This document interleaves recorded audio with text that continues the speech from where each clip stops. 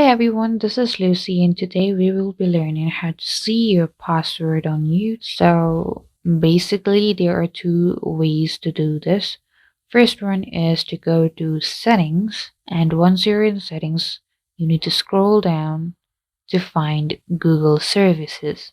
So here you will find these several options. You just need to click on password manager and you will see all the passwords you have saved. So looks like I don't have any password here for the particular Google account or my YouTube accounts in this device. So I'll just let it be. Another method is to go to your Google Chrome browser, and from here click on the three dots at the top right corner and go to settings.